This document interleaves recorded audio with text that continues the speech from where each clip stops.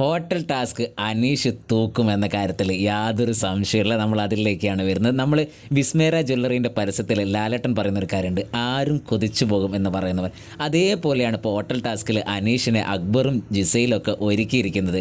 ഒരു കണ്ണൊക്കെ എഴുതി ചുണ്ടിൽ ലിപ്സ്റ്റിക്കൊക്കെ ഇട്ട് അനീഷ് നല്ല സ്റ്റൈലായിട്ട് അങ്ങനെ നിൽക്കുകയാണ്. നമ്മുടെ ഗസ്റ്റായിട്ട് വന്ന ശോഭ ആദ്യം കുറച്ച് വെറുപ്പിച്ചെങ്കിലും ഈ ഒരു സംഭവത്തിലൊക്കെ ശോഭ അടിപൊളിയായിട്ടുണ്ട്.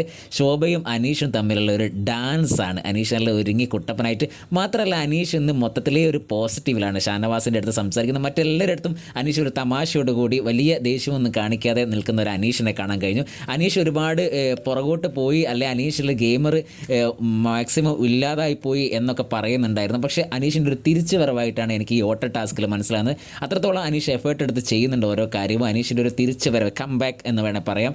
അത്രയും രസമായിട്ടാണ് അനീഷ് അത് ചെയ്യുന്നത്. എനിക്ക് തോന്നുന്നു അനീഷിനെ തന്നെ ഈ ഒരു കാര്യത്തിൽ സെലക്ട് ചെയ്തത് ബിഗ് ബോസിൻ്റെ നല്ലൊരു സെലക്ഷനായിട്ട് എനിക്ക് തോന്നുന്നു. ബിഗ് ബോസിൻ്റെ ആണോ ശോഭയുടേതാണോ എന്തറിയില്ല, ഗസ്റ്റായിട്ട് വന്നവരുടെ ആണെന്ന് അറിയില്ല. എന്തായാലും അനീഷിനെ സെലക്ട് ചെയ്തത് കുറച്ചും കൂടി കളർഫുൾ ആവാനുള്ള സാധ്യത വളരെ കൂടുതലാണ്. അനീഷിന് അത്രത്തോളം അതിൽ പെർഫോം ചെയ്യാൻ പറ്റും എന്ന് നമുക്ക് പ്രതീക്ഷിക്കാം. എന്തായാലും അനീഷിൻ്റെ ഇന്നത്തെ ഈ ഒരു ഡാൻസ് എല്ലാം ഇന്നത്തെ എപ്പിസോഡിലുണ്ടാവും. അത്തരത്തിലുള്ളൊരു പ്രൊമോ ആണ് വന്നത്, മറക്കാതെ കാണുക.